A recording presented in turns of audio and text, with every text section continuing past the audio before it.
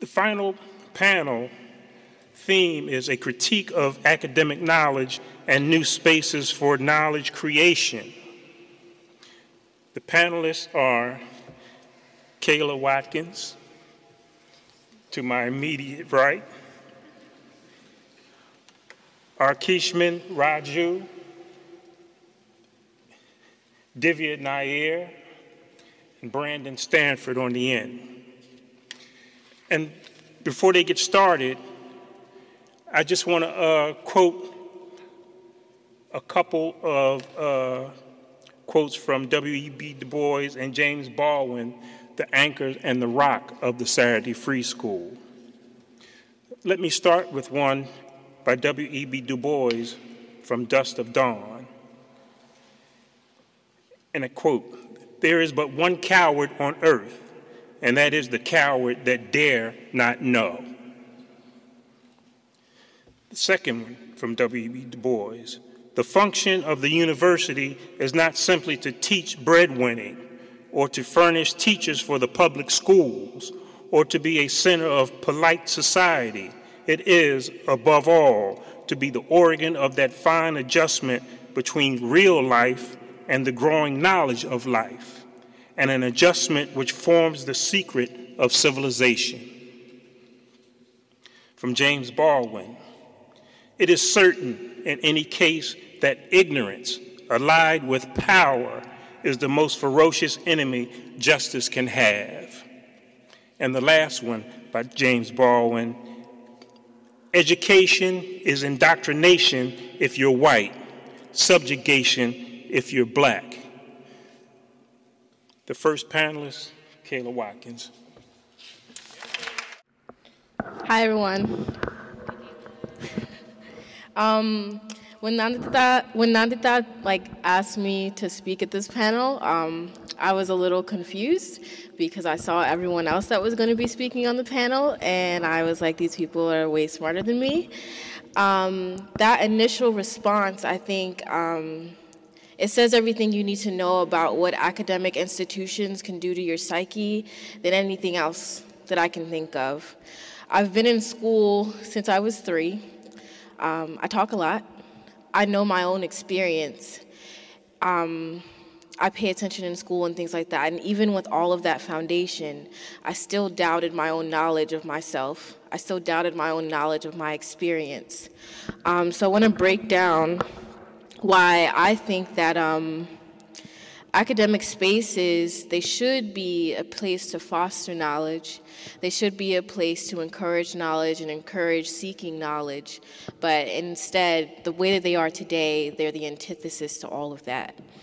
For full disclosure, I just finished my degree at Temple University in December, and I will be going back to Temple for my master's in the fall. So everything that I talk to you about is as much of a critique of academia as a critique of myself, and also a reminder to myself that if I'm not careful, my ideological clarity that I've been trying to develop can be lost if I'm not careful of keeping those institutions from clouding my judgment, clouding what I actually know to be true. I honestly think that academia suppresses the evolution of knowledge, specifically revolutionary thought, in 2 ways. The first is through complacency. The university creates an army of students who are complacent not only in the way that the school is run, not only in the way that the school impacts the community around them, not only in the way that the school just impacts their life, but also it makes students complacent about the way that the world is. Mind you, this isn't because students are intrinsically apathetic or selfish or anything like that. If we're going to use social media as a barometer for how much people my age care about the world, there's excitement, there's belief that we can actually change the world, and we've been fed this idea ever since we were young, that the key is getting a college education first, and then you can foster real change, and that's what we've been told ever since we were young. Sure, you have those selfish suburbanites who go to school and they think they're going to take over the world with their bachelor's degree in business, but there are a lot of students that are just like me. My mother immigrated from Trinidad. My father, he grew up in a Baltimore neighborhood that looks just like the neighborhood that you see when you go outside today. My parents, they had me the year that they graduated that they graduated high school. And in those days, and to their parents, that meant that they weren't going to go to college. And because of that, they spent the next 21 years of my life just struggling to support their family, struggling to put our needs over their needs. Because according to the system, if you don't get a college degree at a certain time, you aren't afforded the ability to provide for yourself. College, because I saw the way that my parents struggled, it wasn't a luxury, it was a necessity. It meant that maybe if I got a college degree first before having children or before starting a family, I could avoid homelessness like my parents had to face and like we had to face. I could avoid having to get hand-me-downs. I could avoid having to be on food stamps. But here I am. I'm in college. I'm working 3 jobs. I'm overworked. I'm tired. I'm depressed. And I'm still on food stamps. And that's a little frustrating for me because I've been sold this idea that college was the key. I'm in the process of experiencing something that a lot of students my age are experiencing at this moment, especially this May when we're graduating. We're all apprehensive of where we're going to go from here because we were told that college is all you needed to go to get your key to just satisfaction. College has presented itself as the key to something it was never meant to solve. Academia is so pervasive that my grandmother in Trinidad, thousands of miles away, thought that sending her kids to American college instead of free Trinidadian college was the key to getting them out of poverty. She believed this so strongly that when my mother told her that she was pregnant with me at the end of her senior year of high school, my grandmother thought that she failed as a mother. What she missed, and what many students my age are discovering now, is that college has not unlocked the door to living a comfortable life. College has not unlocked the door to be able to afford a family, to be able to afford a home. Even in rural Trinidad, where they were supposedly so poor and disenfranchised, they had a farm to feed themselves if there was no work. They lived in a house where there were a bunch of people living to the same house, but at least there they could provide for themselves. And here, there's no possibility for that. The question is, most students know that college doesn't provide for you. When you leave college, there is no guarantee of a job. But why, after knowing all that, and it's very clear that students are unhappy with their status in college, why don't students fight for better treatment? We're too busy. Last year, actually, I took 70 credits. I worked 40 hours a week, add 10 hours for my non-major work, and then 10 more hours for my major work. How much time after that do I have to think about revolution? There's no time even to petition my professors for a better curriculum. There's no time after that to ask for a living wage for my student jobs. Academic fosters an environment of complacency, so there's no wonder there's no time for students to think about revolutionary thought. In between figuring out a way to pay thousands of dollars of tuition, I and many students like me, we have to provide for ourselves because we come from immigrant backgrounds, we come from working poor backgrounds, and we're the first ones in our family to go to college right after getting a high school degree. And some of us were the first ones to even get a high school degree. There's no one to help us through that process. There's no one to help us with funding, and so we have to work multiple jobs. So not only do I have to worry about paying those thousands of dollars of tuition money, I have to worry about rent and living expenses, and there's no wonder that I have no energy to question college or to question the system. In the academic system, it doesn't matter if you have the energy to question the system because you really aren't allowed to question it. In academia, as much as it purports to be the birthplace of innovation, you aren't considered taught unless you fall in line with the popular paradigm. And when I say popular paradigm, I'm not saying that anyone should be able to say whatever thought they want to and we just consider it right. Like, I'm not saying that we should just teach climate denial and that should just be it. No. What I'm saying is, I can be in a class last semester during the election and my professor can say, I wish Obama would save us from this Trump mess, and not be able to question that in class because that's not the popular paradigm. Liberal worship of Obama aside, the setup of college does not allow you to challenge statements that you know are false. And I'll give you an example. I went to a pretty progressive high school, and when we were studying literature, we would have Socratic seminars. So in the outer circle, the students can listen to what the students in the inner circle are discussing. You have your own opinions, you throw in questions, you challenge, you try to mix it up. The whole point is to have a battle of wills, basically, about how you felt about the literature. That's what I thought college would be, and I got a rude awakening. I go into my freshman class, a class about the community and teens, and we're talking about the school-to-prison pipeline.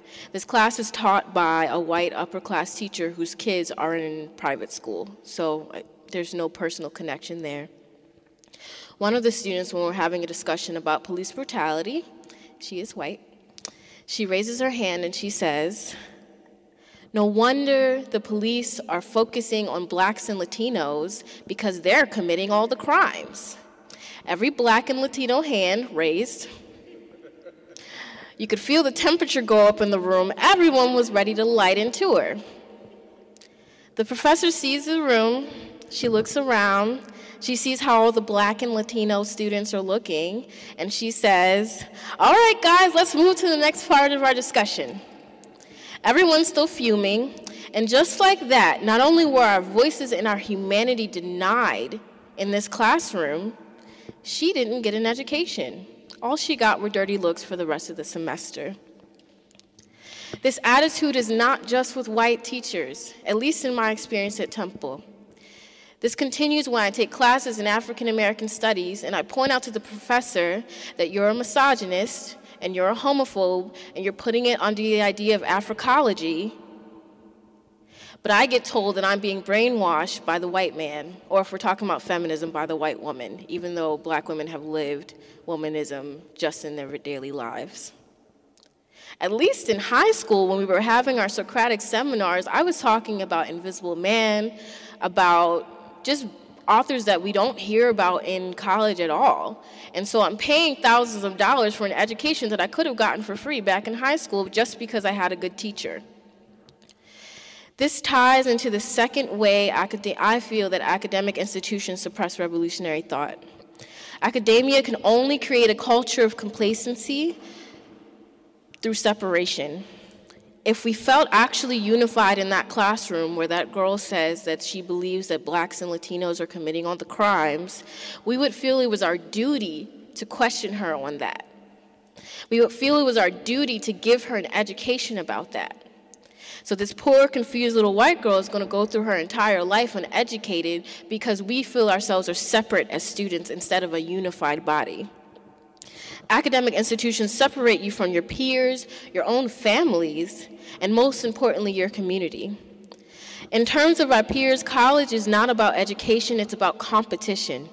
You separate students by GPA, by national status, by race, by gender, by your parents' income, by your own income. Why would I organize, if I'm an honors student taking honors classes, why would I organize with someone that has a 1.4 GPA if I'm not even allowed to take classes with them? If I'm a student that is an international student, why would I organize with Americans that make fun of my English when my school doesn't even address the professors that make fun of my English? Why would I, if I was a white or white adjacent suburbanite, organize with black and brown North Philadelphians if my school does not necessitate that I talk to black and brown North Philadelphians? In this country, you are told what to do from pre-K to 12th grade. Academic institutions clearly prey on this because I can't criticize them because I'm so surprised that I don't have to ask to go to the bathroom like I did when I was in high school. I don't think to ask if I'm so distracted by my complacency because of my financial situation, my separation from my community, I don't think to ask, why am I paying thousands of dollars so I can share a dorm room? Why am I paying thousands of dollars to pay the Temple Police to protect me from my own people? Why am I paying thousands of dollars for a Temple Police force that sexually harasses me? Why am I paying thousands of dollars to receive TU alerts about my neighbors and I don't get alerts when I get sexually assaulted by my peers in my school because they go to a nice frat? And finally, because I'm so distracted by complacency forced by financial destitution, because I'm so distracted by separation from my community, from my family, I can't stop to think, why am I paying thousands of dollars at all? We need to get our youth to understand that academia is not the birthplace of knowledge. Academia takes knowledge generated by the people, labels it, quantifies it, qualifies it, moderates it, and commodifies it, gives it a fancy name, and then gives it back to you, forcing you to pay thousands of dollars to pretend that you have knowledge. We need youth. Yet our youth are committed to academic institutions out of economic necessity. Academia has failed our youth, but the key is not to promote a spirit of pessimism in our youth. We need to reverse the spirit of complacency and separation and prioritize education based on community. Universities are able to get away with the heinous crimes that they commit against our minds and bodies of the students, and are able to get away with the crimes that they commit against the spirits and the spaces of the communities, because the students, as privileged as we are, do not believe that we have the power to change anything. For all the knowledge that we're paying to get, we don't have any classes on the power of community engagement. If you think this isn't intentional on the part of the university, look at how Temple University sits in North Philadelphia with no classes on North Philadelphia, with no classes on Du Bois, with no classes on Mumia, with no classes on the Black Panthers. If you think this isn't intentional, consider that we've had 3 events with our Black and Brown Coalition with no support from the academic institution that cares about diversity and multiculturalism. This is why schools like the Saturday Free School are so important. I have free access to decades of knowledge, and yet I'm looked at as a peer. I'm looked at as if I am smart. I'm looked at as if my words matter. Saturday Free School has a village mentality, in that we are all responsible for one another. Academia and academic institutions are too set in their ways for it to have that village mentality once again. The institution is too old, it's too big, it's too expensive, it's too white to meet the needs of the people. Academia is only allowed to get away with its complacent and separatist mentality because it had no challengers. Saturday Free School is that challenger. Thank you. Memorize this. So good afternoon, everyone. I want to begin by thanking the conference organizers for putting together such a rich and thoughtful agenda, and to the panelists for their incredible contributions today. I also want to thank the members of the Saturday Free School for their commitment to developing ideological clarity, erudition, and principled unity in the struggle for peace, truth, and liberation from the white supremacist social system and from capitalism. I've been a member of the Free School for a little over a year now, and I can say that there is no other place like it in this city, country, and dare I say the world. I've learned so much from my dear comrades at the Free School and aspire daily to the models of living and learning to which I've borne witness here in North Philadelphia. It is here that I came to the revolutionary thinking of W.E.B. Du Bois, Martin Luther King Jr., Frantz Fanon, James Baldwin, Huey P. Newton, Karl Marx, Kwame Nkrumah, and so many others. Led by the great Dr. Tony Montero, who has been a great friend and mentor to me and to us all. The Free School is a place of immense revolutionary consequence. I have attended and taught at many schools all over the world. I was born in India and lived there till I was 9 years old before immigrating to Toronto, Canada, where I spent most of my formative years before moving to Georgia in 2002. I've lived in Philadelphia for 8 years now, and of all the teachers I've had, Dr. Montero really sets the bar for what it means to engage in rigorous theoretical work that is unapologetically rooted in revolutionary practice, with the Saturday Free School being the most brilliant manifestation of this. The panels thus far have been addressing with remarkable precision, The panels thus far have been addressing with remarkable precision the fundamental contradictions of our political moment and the monumental question of war and peace that will define the shape of our lifetime and the world's future generations. The forms that political education must necessarily take in order to confront and challenge these realities, the theoretical innovations that have come out of our conversations together, and of course, the need for intercivilizational unity in the fight for a world free of white supremacy and capitalist exploitation. I'm honored to be speaking today on the failures of the current education system in meeting the ideological and spiritual needs of the people at a time like the one we're in, and the continued complicity of the neoliberal university with the interests of the war hawks that rule this country. Today, U.S. imperialism is the common oppressor of people all over the world, here in North America, in South and Central America, Asia, Africa, the Caribbean, as well as the Pacific, and the neoliberal university is its bastion. Because of this development, people have an implicit distrust of academic, who, as Meghna pointed out in her presentation earlier, condescend to working people by objectifying them in the process of study, while denying the reality and radical possibilities autonomous to their life worlds. Indeed, the academic professoriate is at the helm of the misleadership class, with the university serving as an ideological surrogate for the 1%, a finishing school, as it were, that prepares them to uphold and reproduce capitalist ideology, specifically in its neoliberal form, which itself sustains itself on a diet of white supremacist values. Even the disciplinary formations and funding structures reflect this reality. For example, the government encourages pursuit of study in certain area studies, it's called, studying like Middle East studies, or studies focused on disciplines created to study different parts of the world. I discovered that a lot of the funding for these programs comes out of the state, right? Because it's trying to, research, gain more knowledge about a particular region, for the purposes of expanding U.S. empire. We might think of the GRASP lab at Penn, which has defense contracts with the U.S. military to develop drone technology, which results in drones being dropped on the people of Afghanistan, Pakistan. Under the Obama regime, we saw, a proliferation of drone strikes.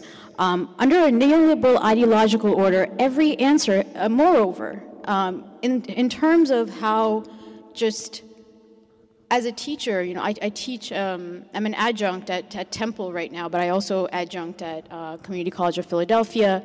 And what I realize is that under a neoliberal ideological order, every answer has to be recognized, even that of the oppressor, which means that you have people graduating with the belief that they can have an opinion as to whether the oppression of people is even real.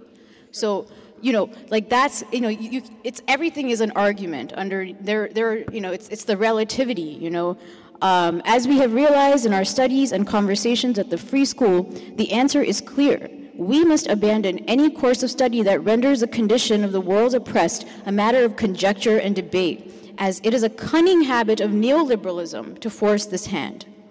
There is no love for people here in the academy, no respect for the struggles they face, and most of all, no recognition that the wind that sweeps through college campuses also blows through the rest of Philadelphia, which is currently being devastated by the greed of institutions such as the University of Pennsylvania, Temple University, Drexel, and others which maintain themselves in a neo-colonial relation with the rest of working Philadelphia. As such, we cannot simply talk about the adjunct crisis, the fact that the university, an institution that claims its origins in the European Enlightenment, relies on a contingent workforce of educators who receive minimal pay, no health care, or basic social securities to speak of, without speaking about the fact that the university itself sustains itself on the exploited labor of Black and brown people in Philadelphia.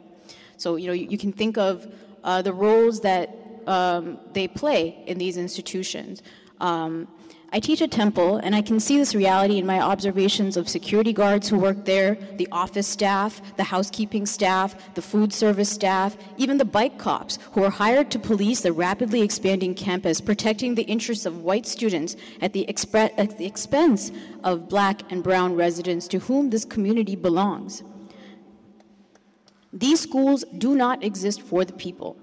At the Community College of Philadelphia, where I also serve as an adjunct, students are unable to complete their associate's degrees because they are often working multiple jobs and cannot find the time or resources to take courses. I had one student who is a home health care worker who told me she worked 60 to 70 hours every week. When I was in college, I had a job working 40 hours a week as a retail employee, and I found it difficult to, complete my work even then. Just to think about my student who was working, 80 hours a week, doing a really difficult job, which, home health care is, it's difficult to complete any work, any kind of meaningful scholarship with care and thought, if these are the circumstances you are facing. This is what we mean when we say that the education system is aligned with a neoliberal order. The goal isn't to liberate the people, but to feed them the lie that they are the failures because they didn't put in the work to educate themselves. Never is the capitalist structure that necessitates this reality ever questioned. Here we must also remember that it is in the interest of the white establishment to deny education to our people. Educated and organized black and brown workers are a threat to the white supremacist social system, as we have previously discussed in the previous panels. Thus, it is in their interest to keep shutting schools down in our communities and open juvenile detention centers instead. It is in their interest to add more metal detectors and police officers to their payroll instead of providing quality programs in music, art, literature, mathematics, and the sciences, courses that enrich and broaden the developing intellect of young people. Likewise, radical and progressive educators in the system, there can be no philosophy of praxis grounded in sound revolutionary strategy, which addresses the complex nature of white supremacy, class conflict, and hegemony, so long as we operate according to the rules of the academy. As we know from the case of Dr. Montero, challenging the imperatives of the ruling elite who run these schools would likely get you dismissed from your position. Okay. In the earlier panel, and actually I wanted to talk about the schools to prisons pipeline, which you brought up. In the earlier panel, Nandita discussed the necessity of thinking with dialectics through triads, what we might call the trialectic when we think about the relationship between the white planter, the white worker, and the black worker in the context of the United States. As many thinkers have pointed out, the plantation system today is continued in the form of the carceral state, which holds more black people captive today than were enslaved in the 19th century. As we know, the 13th Amendment did not abolish slavery. Instead, white people sought to keep African Americans in the same position using the convict leasing system and the modern prison system, whose moral calculus and disciplinary practices are rooted in the plantation system. The present education system is a liberal doppelganger of the prison system.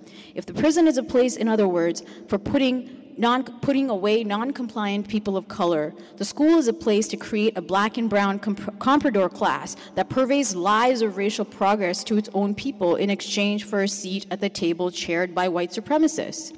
They are the two faces of the same moral, political, and economic regime. This is why today we see the disproportionate and discriminatory disciplining of black students in the academy, and also in secondary schools as well. What we're seeing is a preservation of a system that purports to use incarceration as a tool of education. At a time like this, when people are increasingly taking a stand against the destructive policies of the global ruling elite, which the people have fought tooth and nail in their struggle against neoliberal and neo-colonial capital, we need an education program capable of preparing them ideologically in the struggle for liberation. As Mao observes, the revolution comes out of the people's correct understanding of the forces that oppress them. Just in the past week, this country has dropped bombs on Syria and Afghanistan, escalating tensions with Russia while creating military provocations with North Korea. At a time like this, people need an education that allows them to arrive at a correct analysis of their oppression. An education such as the one that we have all had the benefit of receiving at the free school should activate knowledge that exposes the savagery of U.S. imperialism and allows us to identify all enemies of people in their struggle for freedom from racial and economic oppression. However, this knowledge will not come from studying the world through the categories of social science alone, a discipline which has betrayed people on the whole by studying them, as we talked about, but doing little to advance a radical transformation in their circumstances. As such, we must oppose this kind of book worship. As Mao writes, quote, "The method of studying the social sciences exclusively from the books is likewise extremely dangerous and may even lead one on the road of counter-revolution. Rather than being colonized intellectuals who cooperate with the oppressor rather than joining the struggle with their own people, artists and intellectuals must strive to become organic to the people's struggle in order to form what Gramsci called a counter-hegemonic bloc." I'm almost done. Sorry. Because of the structure and function of the ivory tower in American society, we cannot progress as human beings because, as Baldwin reminds us, white people cannot be looked at as models for living so long as they cling on to their whiteness for validation. This indeed is a critique of liberal humanism advanced by Fanon and why he is so important to the study of a genuinely liberatory humanities. Often, when white people tell us to be human, it is their desired fantasy of how we should be, select performances that they deem fit to be included in their repertoire of humanism. And this is unfortunately the logic of humanism that underlies curricula in the education system today. This is also why we cannot truly teach Baldwin's philosophy in the liberal spaces of universities, as we talked about in the free school, because neoliberal pedagogy forces you to recognize whiteness as one of many possible identities. However, we know that in order to move forward in unity, white people must abandon the fiction of whiteness. And that is what it is. It is a fiction that has developed historically. The neoliberal university fails to meet the spiritual and intellectual needs of the people, in addition, of course, to their material needs. The narrative of diversity and conditional inclusion allows the liberal establishment to justify the status quo by gaining the favor of a handful of token black and brown people who are then made gatekeepers and enforcers of capitalism and the white supremacist state. Indeed, it is for the sake of the diversity project that identity politics and the language of faux radicalism exists, not for the people. Whenever there is identity politics, capitalism uses the schism to further embed itself in human societies by seizing upon our collective traumas. The analytical terms of the academy have little explanatory power for working people to analyze their lived experience so that they can wrest the social power they need to transform it. As Mao writes, we need books, but we must oppose book worship, which is divorced from the actual situation. The posturing of the white leftist academic today, who has been the object of our critique on many an occasion at the free school, the white left, and what to do. The posturing of the white leftist academic today is a perfect example of what Mao is talking about here. We might say the same of the hideous brand of neoliberal identity politics that renders clunky sociological terms fashionable. This identitarianism, I think, is a reflex of the bourgeois order. Its objective isn't to challenge white and capitalist oppression, rather it allows the bourgeoisie to languish in their own experiences. It's an affront to the people who have a much more complex and flexible understanding of who they are and what it means to be human in this world. And I think when we talked about intercivilizational unity, the different ways in which people think is the most, exciting part, because there's no real. You can't learn about the it's kind of a joke to have a humanities division in this institution, right? That's kind of my understanding. It is for this reason that we at the Free School begin with the understanding that the categories of the Enlightenment are insufficient when it comes to analyzing conditions faced by Black and brown workers in the U.S. and the people of the Third World. The Free School, by contrast, arms the people with the ideology to recognize their oppressors correctly so that we can wage a successful movement of liberation against them. Here at the Free School, we have affirmed our commitment to scientific analysis in an effort to arrive at an accurate understanding of events and processes of world historical consequence, analyses that are rooted in the people's struggle for liberation from oppression. We have cultivated an intellectual community that seeks the right path to overthrowing the yoke of imperial tyranny. We have arrived at many brilliant analyses together. We predicted the anti-establishment character of the Trump voters. We saw this as an expression of their class anger against political formations that had sold them out. In our pursuit of ideological clarity, we have discovered a mutual disenchantment with identity politics and reactionary cultural nationalisms that cooperate with the ruling class and keep our communities divided. As Baldwin writes in Down at the Cross, color is not a human or a personal reality. It is a political reality. And it is on this principle that we at the Free School have united in revolutionary intercivilizational unity against our common oppressor. We denounced the liberal marches on Washington as well, in addition to the, our analysis of Trump and so on and so forth. We have, drawing on the rich over work produced by the loving revolutionary labor of so many thinkers, particularly Du Bois and Baldwin, but also the beloved Huey P. Newton and the brilliant Frantz Fanon and so many others, we have opened up new horizons for speaking about the color line and devote our revolutionary energies to effacing its dominance over human societies. And I'll just end with something that Mumia said at the A Revolutionary Love Supreme event organized by the Black and Brown Coalition at Temple. In his address to Temple students at the Revolutionary Love Supreme event, Mumia Abu Jamal reminds us that education is for liberation. And he says that we must study the world as though our life depends on it, because it does. And it's a longer quote, but I just found this idea so powerful. And I actually don't have the longer quote. I have to pull it up, but I'd be happy to share it with you after, if you want to hear the rest of it. But he says, we must study the world as though our life depends on it, because it does. And this is why I love the Free School so much, because when we study the world, we really are looking to study it deeply, but not in the form of book worship, but in a way that attends to the actual conditions that people are facing.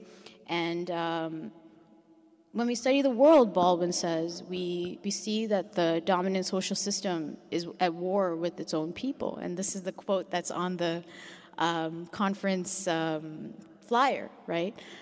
He says, as soon as we get a real education, we will realize that the society is at war with the people.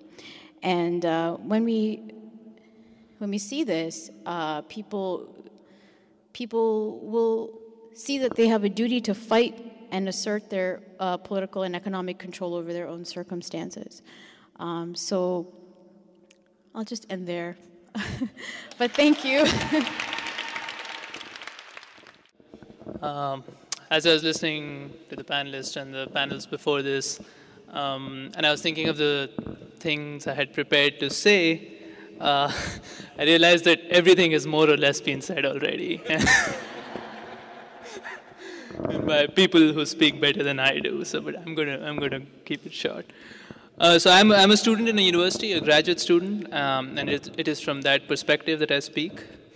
And as we discuss the moment today and how to move forward, I think that we must not forget the lessons of history. We must ask, what purpose does a university serve in the social and economic system that we live in?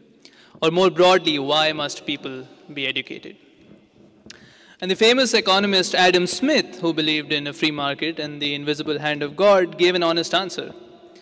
Even though he thought the government must not interfere in society, he did think it had a responsibility to educate people. Why was this? He said that the education of the rich can be left to them, but the poor must be educated. Otherwise, they could do dreadful things. But the problem in this is that if your education were really about gaining knowledge, learning to think for oneself, if it really lived up to its high ideals, then one would start to critically question the society we live in, a society which allows people to be poor in the first place. This is precisely the contradiction in getting educated.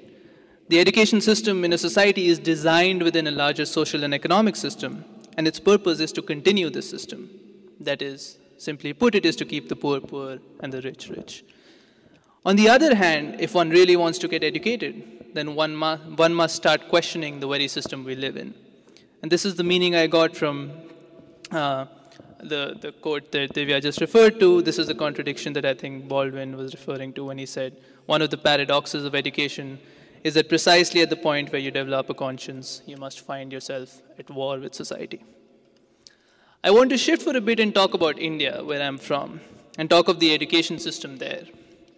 So during colonial times, when the Indian education system was being discussed in the British Parliament, Thomas Macaulay, he was a member, declared that India had contributed nothing to knowledge, of course. He also declared that the majority of Indians were far too ignorant to be educated in high British ideals. He suggested the way to solve the problem when he said, "We must at present do our best to form a class who may be interpreters between us and the millions whom we govern. A class of persons Indian in blood and color, but English in tastes, in opinions, in morals, and in intellect." The universities that the British established in India successfully carried this out.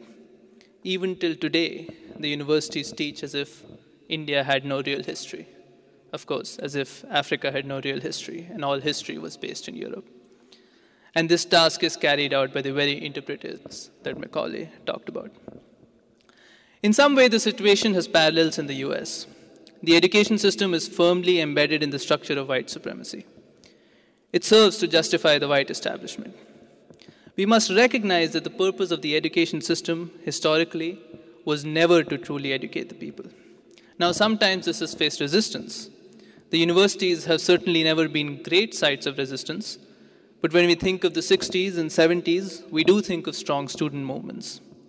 The fight to bring black studies in the universities was a fight led by black students. This was a movement that recognized the content and character of the knowledge it was getting and fought back against it. Some important parts of the Black Panther Party started at the university. These were movements that did have a significant impact. To study this, I was reading the governmental reports written during the period because oftentimes the ruling class studies us better than we study ourselves. One significant report is on the crisis of democracy. It has Samuel Huntington, who was a key member of the Carter administration, and others, and it speaks of these times. It says that the universities have failed in their task of indoctrination, and we need to bring moderation to the, in quotes, excess of democracy that is taking place through the strikes and protests by workers, students, and ordinary people. Another report describes what the students wanted in that period. It said, a new culture is emerging primarily among students. Most of its members have high ideals and fears. They stress the need for humanity, equality. They fear that nuclear war will make them the last generation in history. They see the Indochina War as an onslaught by a technological giant upon the peasant people of a small, harmless, and backward nation. These high ideals sound as present today as they were then. We are yet to find humanity or equality. And the fear of nuclear war remains real, perhaps more so now. And yet we do not find any new culture among the students. What is the reason for this? I think there are two main reasons. One is that education in the university became much more firmly tied to getting jobs. This was partly because more jobs became available which required a professional training which came to pass for education. Rising tuition levels put many students in debt and served to discipline them, so they would focus on getting jobs and on paying back their debts. This was one reason. Second, even as some of the past movements were brutally crushed by the state, perhaps more subtly, their radical ideology was co-opted. The universities pretended to talk about these ideas, but the focus shifted from people and humanity to the individual.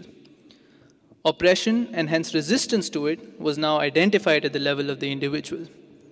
This came with an attack upon political organization and on the development of political ideology.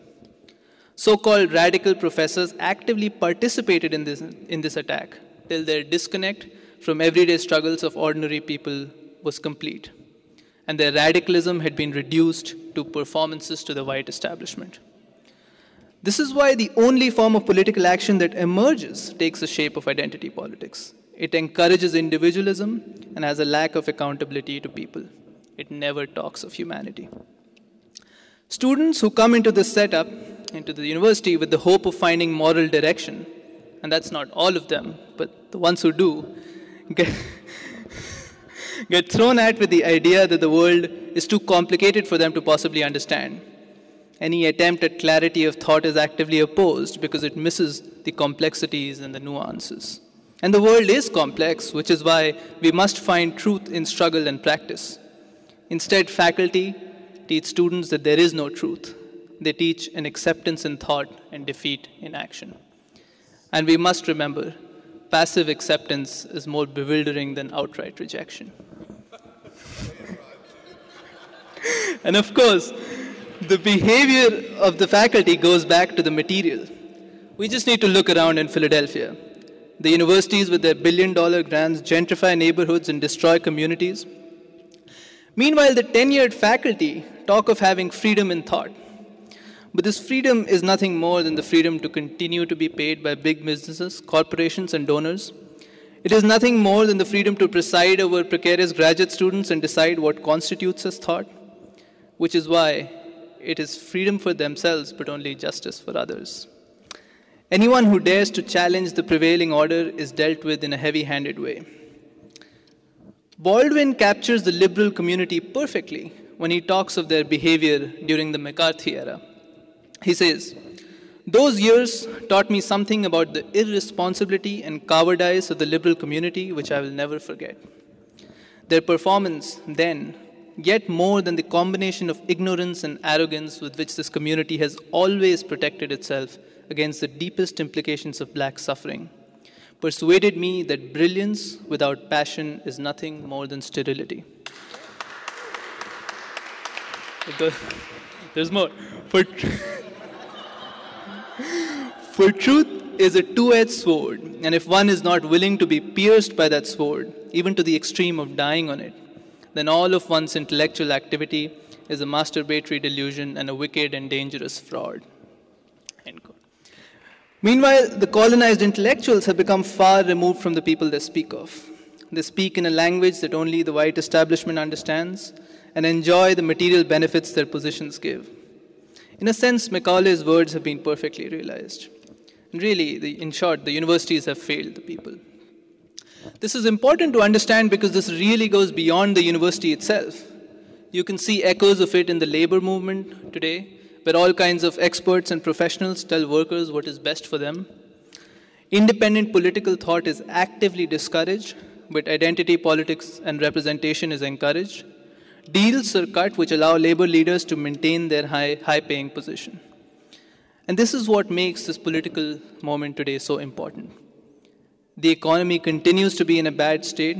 Unemployment levels are getting lower only because people have stopped looking for work. This is a historical moment of crisis. Such historical moments must come with new forms of revolutionary thought and activity. They must come with ideological struggle and political organization. But in this moment, the universities are incapable of providing the knowledge or setting for the emergence of independent political thought. We must create new spaces of knowledge creation. Perhaps foremost, such spaces must be close to ordinary and working people. They must be connected to their struggles and must work to speak in a language that people can understand. This is our only hope for achieving the high ideals of the past and to imagine a better future. Thank you.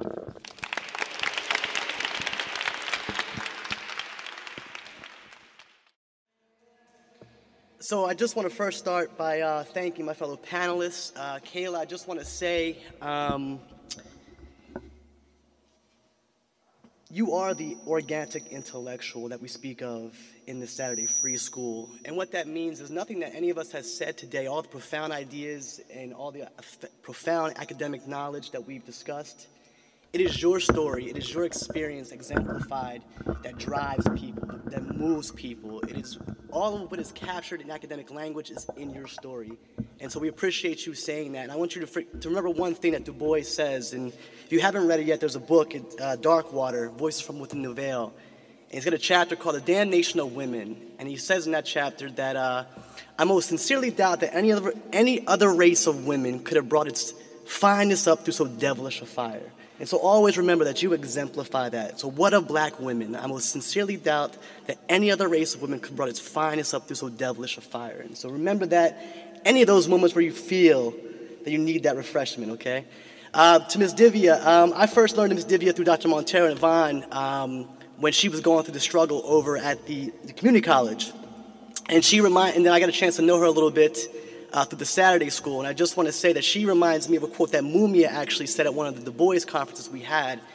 And I said, who is this girl? I mean, she is to stand up against an institution unapologetically. I said, damn, who is this sister right here? And so she reminded me of a profound Du Bois quote which said, let us be insane with courage. And I said, this woman exemplifies that. So I was so glad when I saw her walk into the Saturday Free School to be in that space with her. And then Raju, all the work that he does, and to also go with all those who put the panels and the conference together.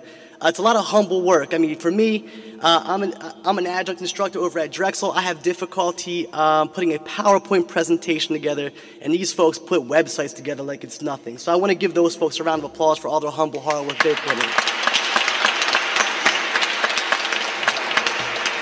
And last but not least, I want to thank Dr. Montero. As a graduate student coming in 2008, I came into Africana Studies. I had studied undergraduate Africana Studies at Lafayette College. I had come into Master's Africana Studies and eventually hopefully to finish my PhD and hopefully next year in Africana Studies. But as you will know, I'm in Africana Studies at Temple, but not of Africana Studies at Temple. And so in getting to meet Dr. Montero, him and I were passing back and forth in the hallway. I said, look, who is this smooth brother just going back and forth with this jive smile with Sister Pam Africa walking beside him? I said, who is this cat? And it turns out that he would end up being my intellectual father. And so Dr. Montero, and I wanted to say a little bit about Dr. Montero, because Dr. Montero in many ways, and I'll talk about the Free Saturday School, but he in many ways had saved me. At some point after being in the master's program, I didn't know if I wanted to continue in the PhD. I thought I came into the wrong discipline. I come out of studying Kwame Nkrumah, as Jibu knows, and looked at revolutionary ideas, and I didn't get that in the master's program. Du Bois was not talked about, was not mentioned one time. Baldwin was not whispered at all. And so I came from a program that we studied Baldwin for an entire semester, did independent study. So it wasn't until really reaching Dr. Montero I decided, okay, that I need to get more knowledge. There's more work needs to be done, but it was Dr. Montero who really saved me in that sense. And I want to talk about Dr. Montero because I was with Dr. Montero when he first started the Radical Philosophy School at Temple. Right after the philosophy school, he had this grand idea to start the Free Saturday School. And so I said, okay, Doc, I'll help you get the classes. And so we knew we went into the office, we were getting free classes at Temple, and then all of a sudden, Temple called whiff that we were giving away free education to the community. Now here we are in the midst of a deep depression. Let's keep it funky. It's not a recession, it's an ongoing depression. There ain't much change for poor and working class people of all colors, right? Here we are, Doc had this grand idea to give out free education to the community that Temple was gentrifying at the time. And they had the audacity to say, because we won over by 30 minutes one time, that we were no longer allowed to have classes at Temple. And so after this whole episode happens with Dr. Montero, and we end up moving the Saturday School here to the Church of Advocate, which we're very grateful for. And just recently, I was talking to Dr. Montero about how he felt about this, the 50th year anniversary. And Doc said, this is a man who had a huge fight with Temple University, job taken away from him. And what does he say? He said, this is the best thing that ever happened to him. I said, damn, the best thing. He said, because he had the opportunity to be amongst all of us here he had an opportunity to fulfill the vision of what he saw education being. And so his humility, that wise maturity, that inner security that drives Doc, defines his love for us and for the purpose what he sees education fulfilling for the people in the community. And so that is one thing I want to give Doc a round of applause for that he taught me, is that beauty of that. And so similar to Raju, I had this grand speech laid out Divya style, you know what I'm saying? I was up to like 5 in the morning, 'cause that's what we do as graduate students, we're up till 5 in the morning. And I said, you know what, let me write this beautiful speech I'll probably use as a chapter of my dissertation. And by the way, for graduate students, the struggle is just as real as it is for undergraduate students. For my 8 years, I have not received 1 ounce of funding at Temple University. I've had to work at bars as bouncer, my little ass as a bouncer.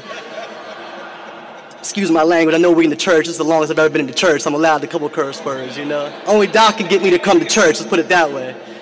I've worked as a bouncer, I've taught at elementary schools.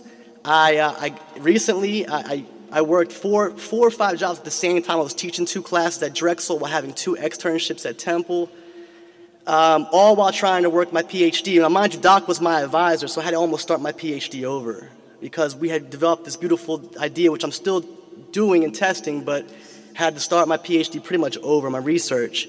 And so lately, I decided to leave my extern positions because I was being exploited. I ended up doing so much work for all those that I wasn't getting paid for. Now, this is the structure of capitalism, right? You exploit labor, so on and so forth. But nonetheless, I recently have had to go home and work as a landscaper. My brother owns a landscaping company just to make ends meet, just to pay rent. And so the struggle is that real for mostly all students that you described and your students you described, and for many of the graduate students who have to try to go through this process. Staying up till 4 in the morning, but it is the Baldwins, it is the Du Bois that drive us, it is the work that we are doing, it is our purpose, what we see in wanting to change the world. And so, knowing that I figured that I was crossing things out, as Jibu was talking, crossed off 30% of my speech, as Dr. Montero was crossing, crossed off 30% of my speech, as others were talking, crossed off, as some people were quoting Baldwin, crossed off my Baldwin quotes.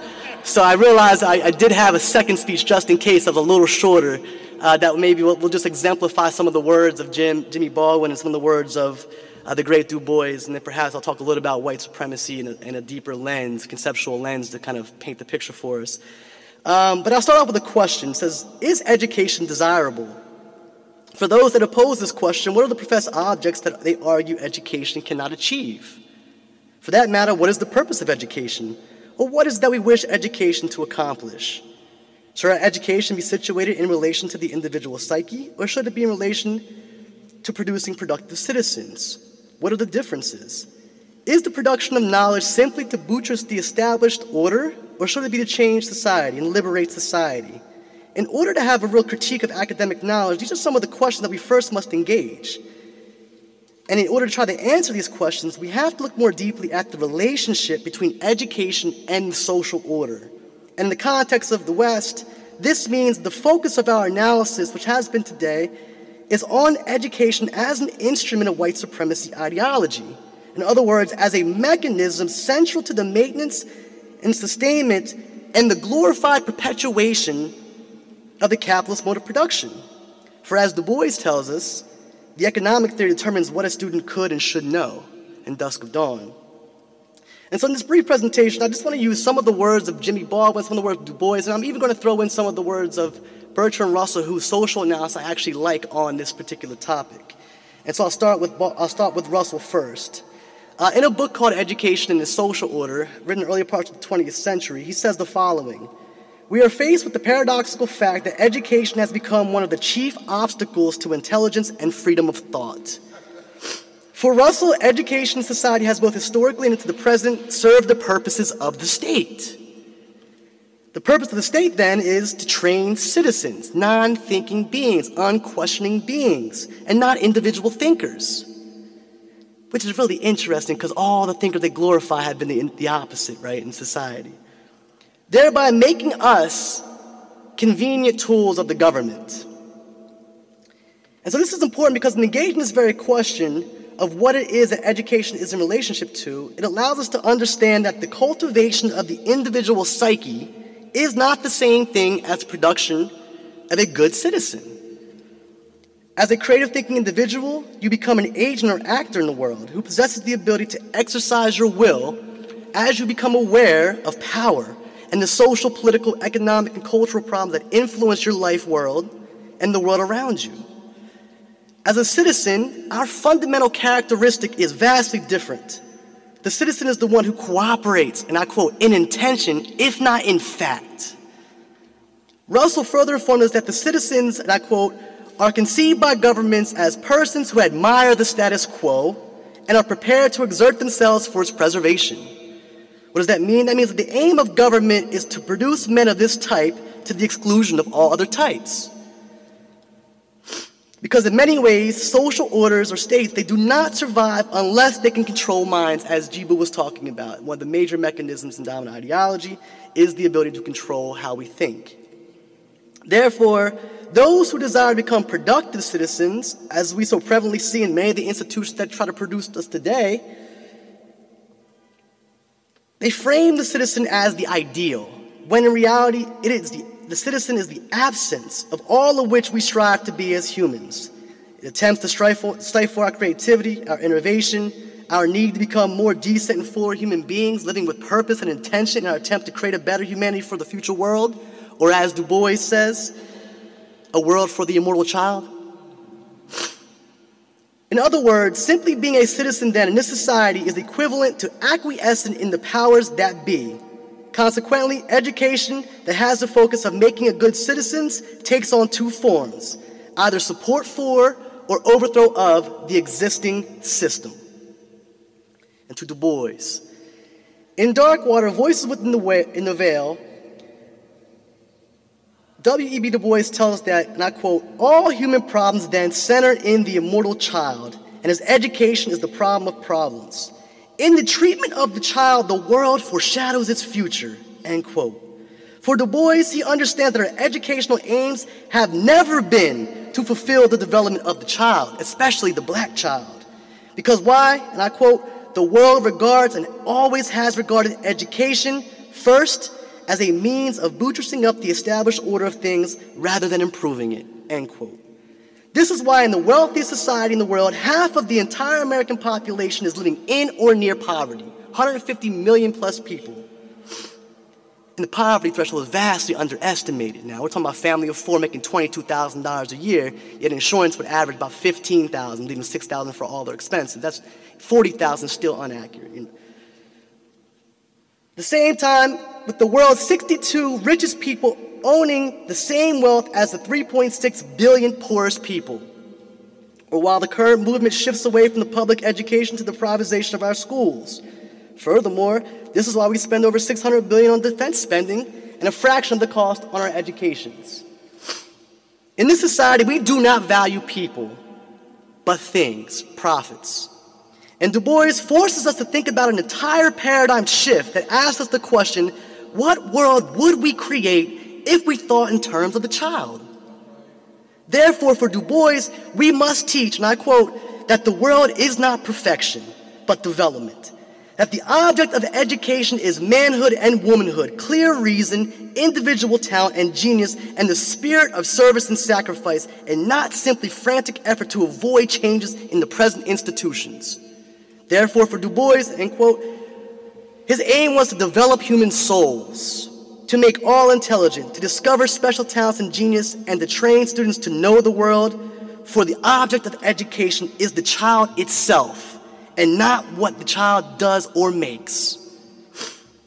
As for Jimmy Baldwin in his essay, A Talk to Teachers, in the collection of essays, he suggests, and I quote, the crucial paradox which confronts us here that the whole process of education occurs within a social framework and is designed to perpetuate the aims of society.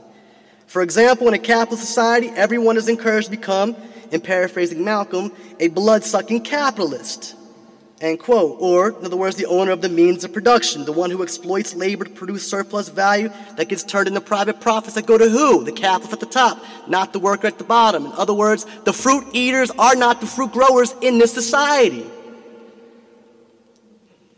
What are we taught in schools? To maximize our profit by minimizing their costs. the fundamental phrase found in most microeconomics courses, the phrase that I first heard. And as soon as they said that, I looked around the classes, and they said, well, you did that by exploiting labor. I continued to look around. I said, am I the only up in here that finds that to be a problem? Needless to say, I went to the registrar office and dropped microeconomics that day. I didn't need to be in the class. That was how the class was going to function. By exploiting labor, produced as much surplus value as possible.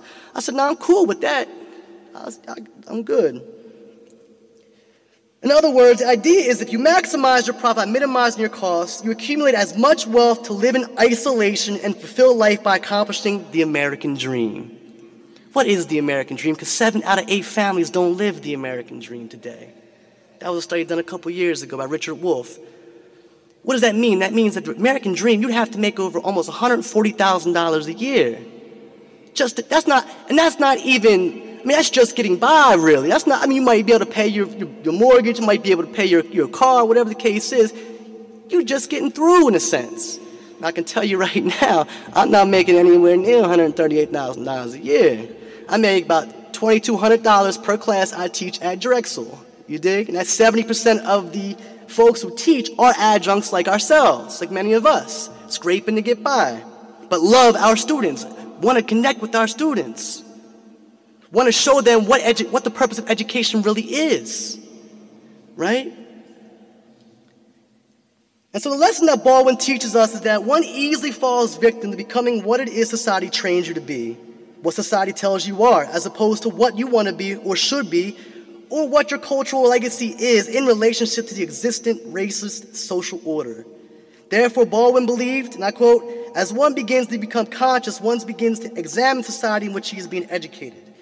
And it's for this reason that Baldwin says, and I quote, the purpose of education is to create in a person the ability to look at the world for himself, to make his own decisions, to say to himself, this is black and this is white, to decide for himself whether there is a God in heaven or not, to ask questions of the universe and then to learn to live with those questions is the way he achieves his own identity. But no society is really anxious to have that kind of person around. What society really ideally wants is a citizenry which will simply obey the rules of society. If a society succeeds in this, that society is about to perish. The obligation of anyone who thinks of himself as responsible is to examine the society and try to change it, and to fight it at no matter what risk. This is the only home society has. This is the only way society changes, end quote Baldwin. And so in giving some of these examples, I just wanted to kind of position the relationship of education with the social order and some of the consequences of that development.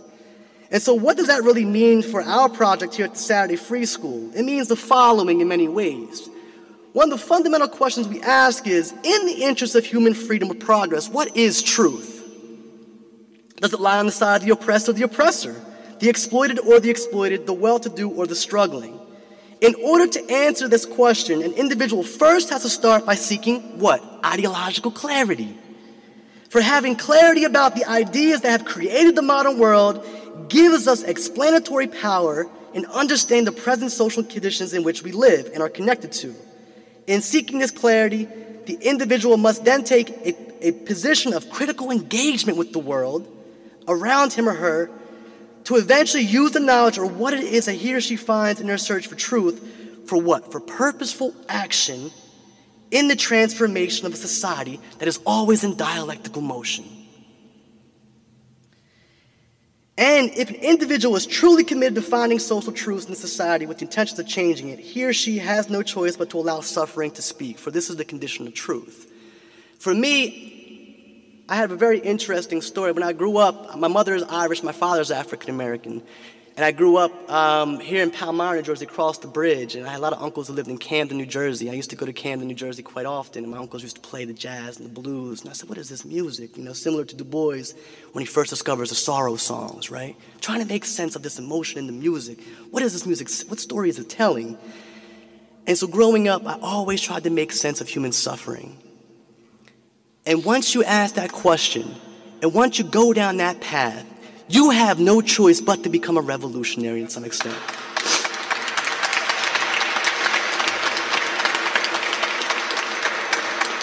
Although this society nurtures apathy as if it is a virtue, you must be courageous, as many of the examples are, to fight. All those forms. And so when I grew up, I had my first encounter in 4th grade. I asked a teacher, I first started trying to read Malcolm X's autobiography in 4th grade. You dig what I'm saying?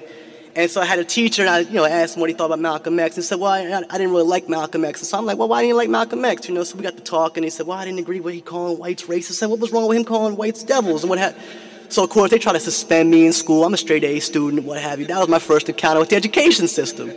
I said, it's going to be a long fight from here on out, Nonetheless, you can imagine his face. He's probably said, who is this light-skinned brother with freckles talking how much loves Malcolm X, So last, I want to end on a couple things. When I completely agree with Dr. Montero's analysis of white supremacy as a social system, and I want to tease that out just a bit.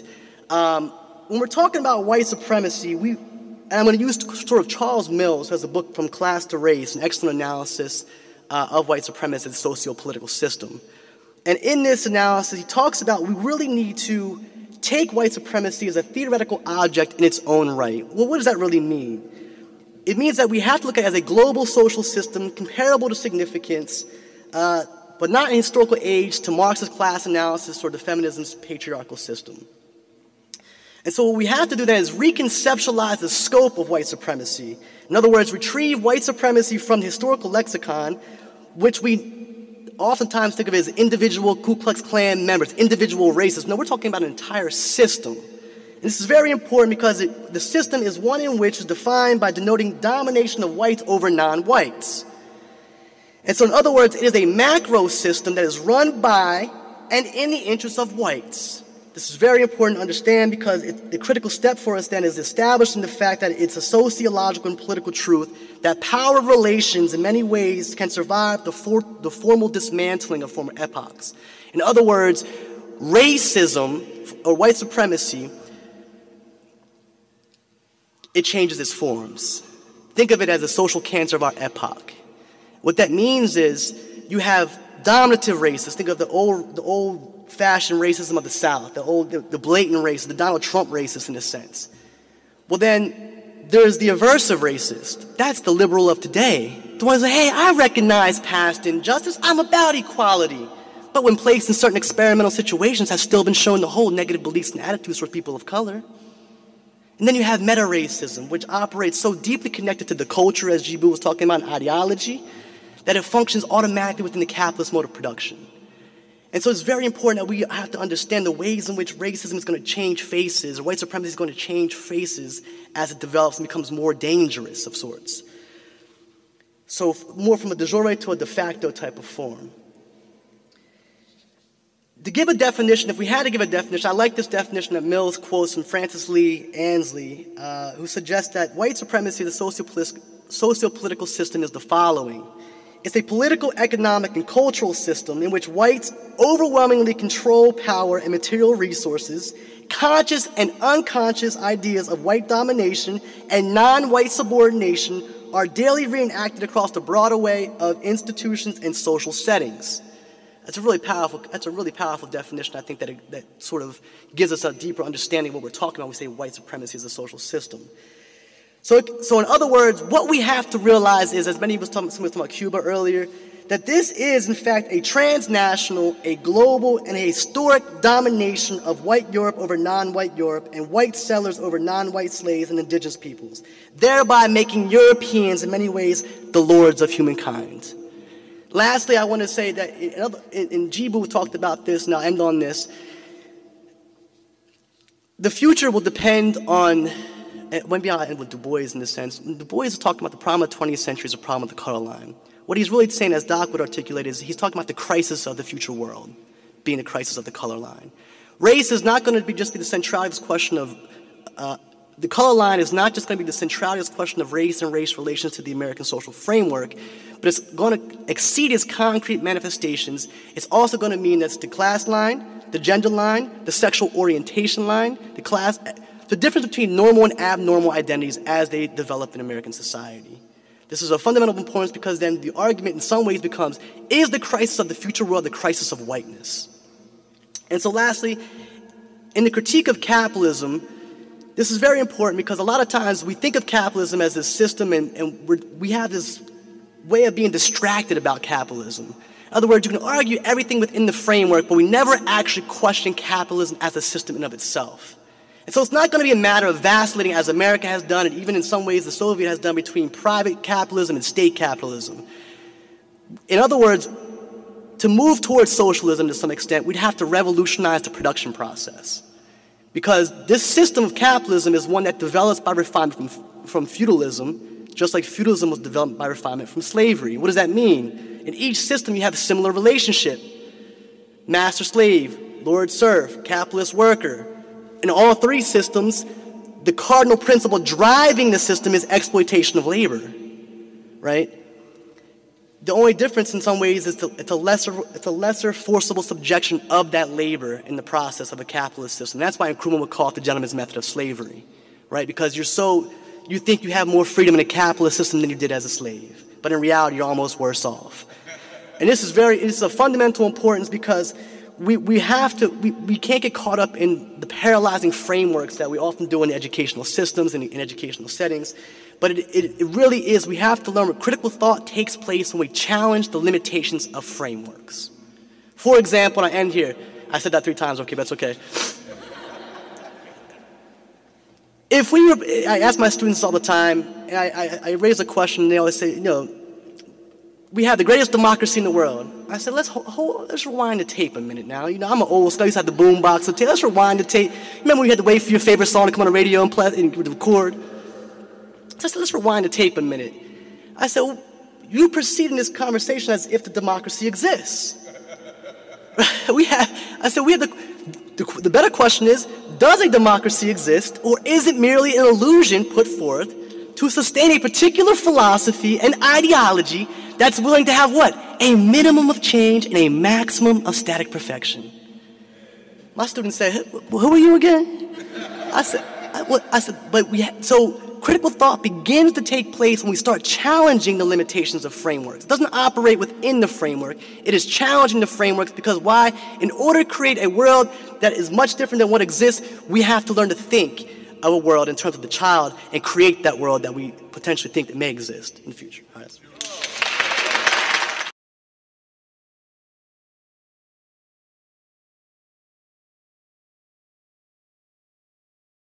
Peace, brothers and sisters. If I may, before I read the poem, A Hymn to the Peoples, out of the book Dark Water, Voices from Within the Veil by W.E.B. Du Bois, and Brandon had related a lot to that wonderful book. I would like to read a paragraph from the introduction by Manning Marable, in that he states Du Bois's critique of whiteness as a social category and its parallels to the souls of black folks. It says, like souls, Dark Water is constructed around a set of essays that at the first reading seem to stand independently from each other. Part autobiography, part poetry, Dark Water takes the reader on a spiritual journey. The objective is twofold: to understand the world of work and wealth, of beauty and death from the perspective of black folk, and to offer white America a way out of its own racial hatred through the salvation of hope and humanity. In a sense, what Du Bois wants to achieve is the deconstruction of both whiteness as a social category and its hierarchies of oppression. For this to be accomplished, Du Bois contends that white Americans must come to a new understanding and an appreciation of what it means to be black.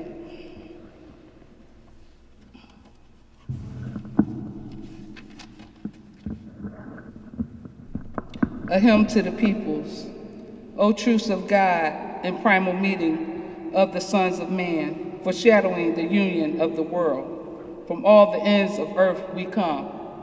O night, the elder sister of the day, mother of the dawn in the golden east, meets in the misty twilight with her brood, pale and black, tawny, red and brown, the mighty human rainbow of the world, spanning its wilderness of storm.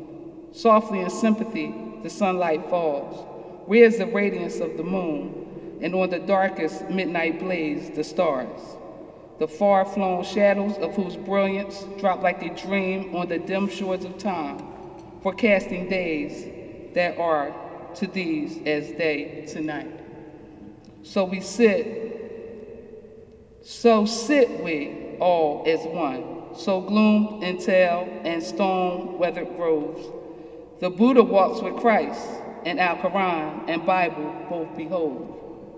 Almighty word, in this time, thine awful sanctuary, first and flame-haunted city of the widening world, assail us, Lord of lands and seas.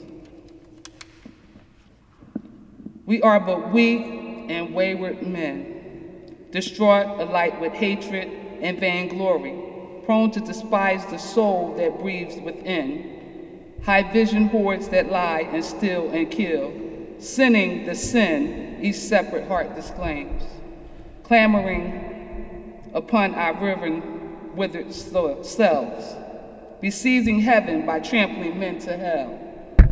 We be blood guilty, though our hands be red, no one may blame the other in this sin, but here in the white silence of the dawn, before the womb of time, we bow hearts aflame in shame. We face the birth pangs of a world. We hear the stifled cry of nations, all but born. We see the nakedness of toil, the poverty of wealth. We know the anarchy of empire and doleful death of life. And hearing, seeing, knowing all, we cry. Save us, world spirit, from our lesser selves. Grant us that war and hatred cease. Reveal our souls in every race and hue. Help us, O human God, in this thy truce, to make humanity divine.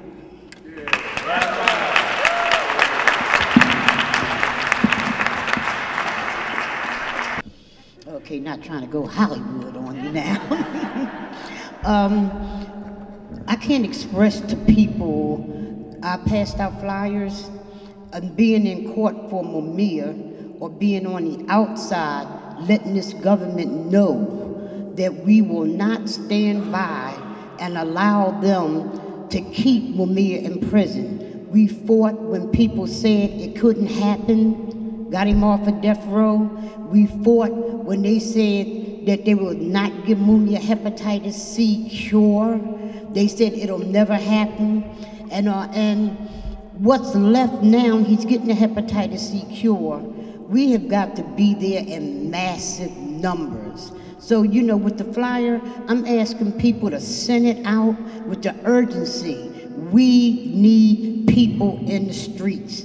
And all to do for Mumia, what Mumia has 36 years in prison in the bowels of the belly of the beast, who damn near killed him several times, and we keep fighting, and we got him on this level. Mumia's birthday is April the 24th. We fight because Mumia lives, and we fight because we want this government to understand a 36-year movement have been toe-to-toe with these mother suckers, and we continue to win. And we must, it's no ifs, ands, or buts about it. We must be in the streets on April the 24th in the morning. It's an all-day event, but in the morning for court, we must be there so that they can understand how we're still standing firmly. There's going to be a demonstration, you know, on the outside. There's going to be a march a little bit later after the court proceedings, and at 6 o'clock at Broad and Arch Street, there's going to be an evening program giving you the legal and the medical update. So I'm going to end it. I'm usually long-winded, but I'm saying, look, Tony, man, you are so awesome. And the school, I just want people to know who don't come, whenever I'm in town, and if I don't have a ride, they make sure I get there. But I'm saying you just got a sample today of what goes on every Saturday. So I'm saying, you know, to spark that thought in your mind, to stand up and fight this government and show you that it's nothing new, but it's teaching you how to do it and stand firm. On the move, long live revolution, long live the Black and Brown Collective, long live Saturday, free school, on the move. And Mumia's brother is right here. Keith Cook came all the way up from North. He's from the Tenderloins too. Am I right? He said that's right. I mentioned to one brother that I was from the Tenderloin. He started cha-cha. Yeah, but I'm gonna turn Keith Cook. You know, Mumia's government name was Wesley Cook. So this is Keith. Just say a couple. Yeah, I didn't change my name. Yeah. I'm Keith. I just want to just parallel with Pam how important it is that everyone comes out they can. We're winning. You know, this has been a good year because we're winning, and because of Mamiya, everybody that has Hep C in the Pennsylvania prisons has the opportunity now to get a cure. And that's because of this long 36-year movement that we have, that you all been part of, that we have scared them, we have kept on the phones, we have kept on we have walked, we have marched, we've been to all out in the country. Where's the DOC at? What city was that at? Out by Harrisburg somewhere. We've been in Strand. So we've been everywhere. Just raising Cain. And I get up here I live in North Carolina, but I get up here when I can. And I'll be here for that day on the 24th to celebrate Mamiya's birthday. So come on out. We're winning, and if we can win on this case, it's coming up now. They're not gonna give the answer to it on the 24th. They'll give an answer to it on another day. But if we can win, that puts Mamiya in court again, and we can get him in court again, we're getting free. So come out. Thank you very much.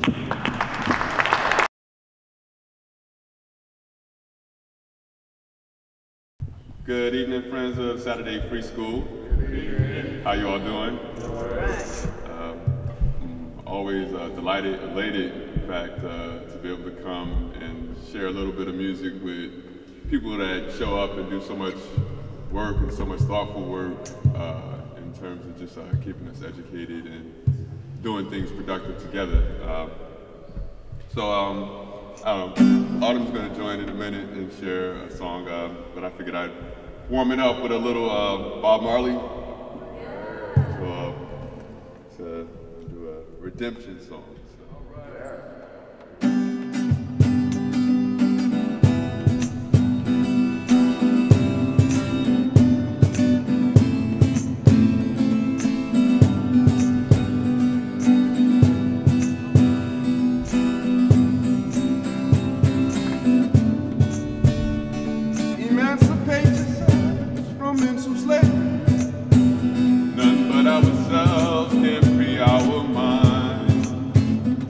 Have no fear for time energy, for none of them can stop the time.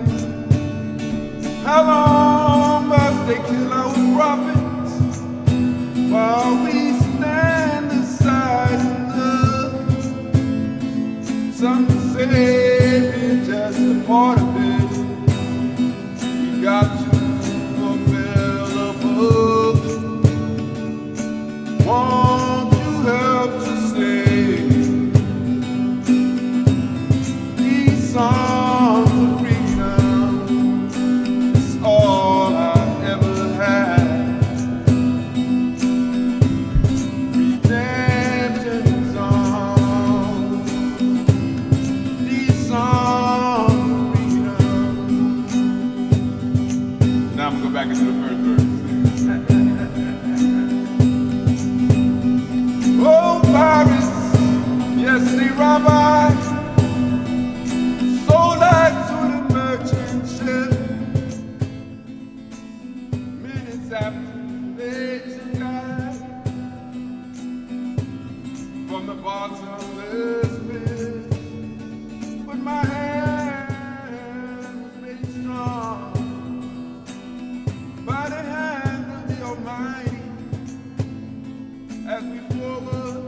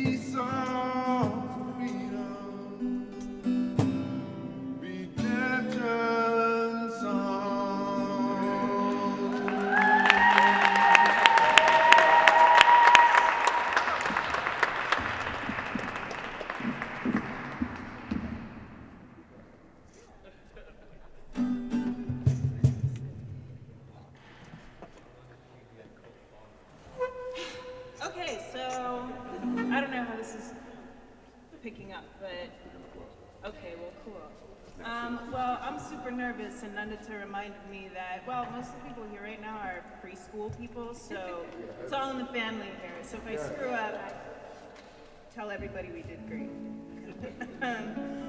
So this is a song that is pretty old, and I guess it's appropriate. We're in a church, because I don't do a lot of church stuff, but this is a really pretty church song that was spun around by Pete Seeger, and it's some people might know it's "How Can I Keep From Singing."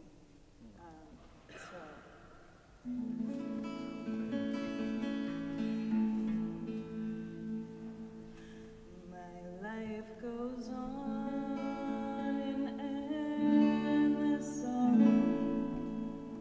above earth's lamentations.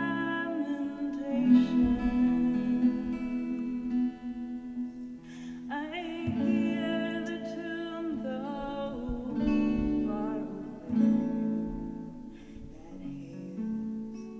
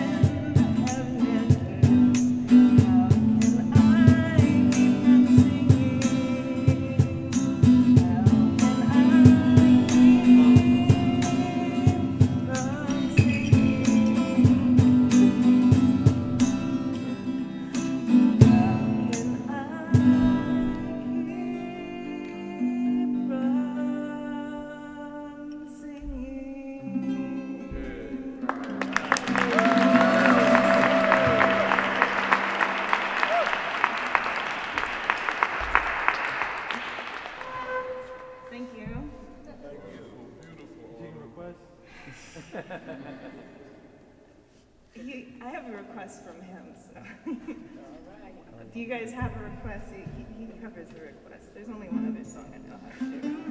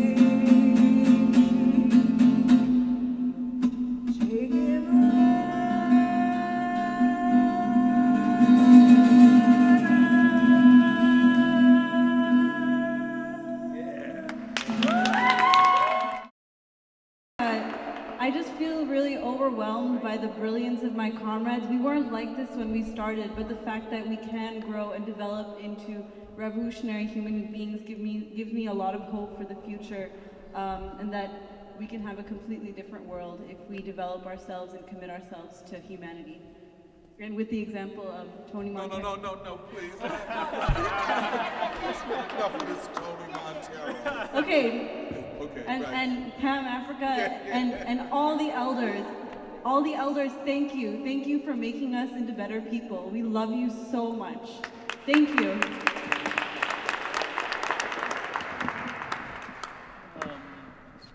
I was remembering what Susan was saying about displacement. And when I first came to the US, similar, well, not in the same way, but in maybe other ways, there's similar thoughts of, I couldn't find anything here, I felt displaced.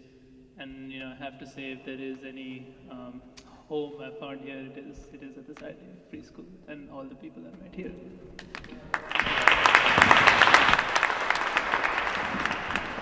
I said most of my piece earlier. I just want to say Saturday Free School is wonderful. I hate waking up early, but I wake up early to come.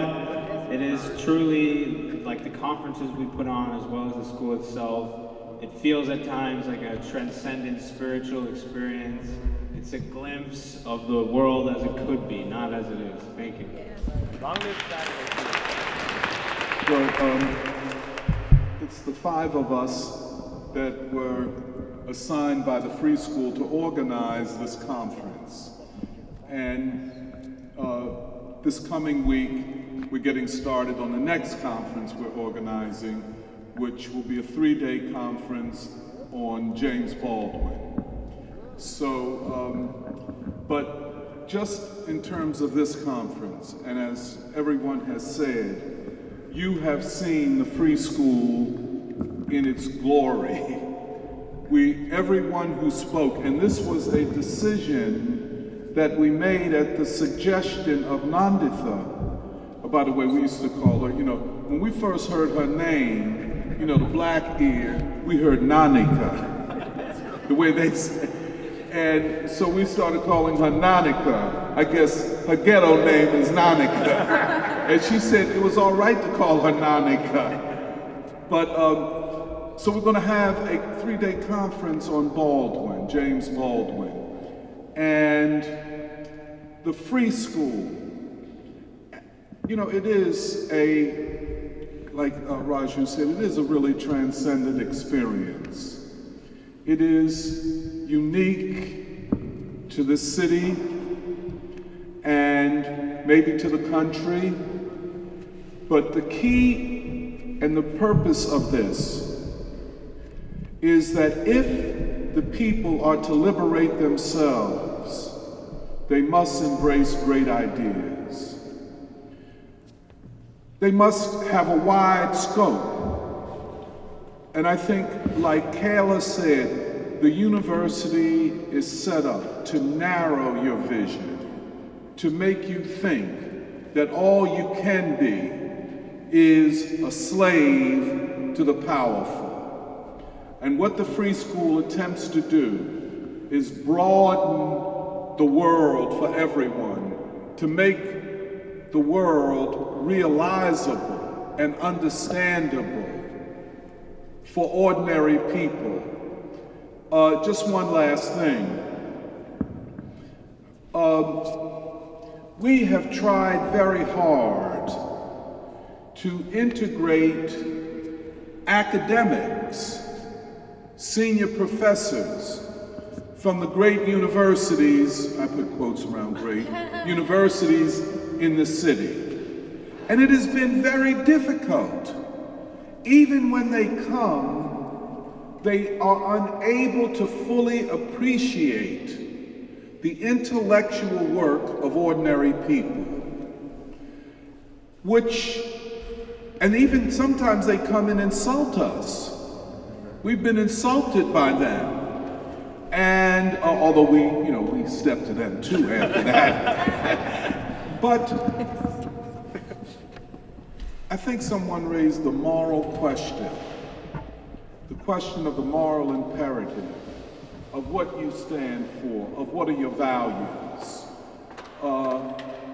And the Free School is grounded in morality and in love for humanity. So a lot of people say, well, you got all South Asians up here with you. And the thing, they're the people that don't work. I mean, they have this, for the time being. But in a lot of ways, and this is what Skipper said to me, I think after one of our other conferences, I think it was Skipper, that what you see in the free school is the way the vanguard of the struggle in this country is going to look going forward. And I'm so grateful to these young people from South Asia who have joined with the Black liberation struggle and who have committed themselves, to the fight for Black liberation and have not given in to the seduction of whiteness. This is huge because there's a lot of money to be made in that. But again, I want to thank everybody for coming out. If you can, help us clean up everything here.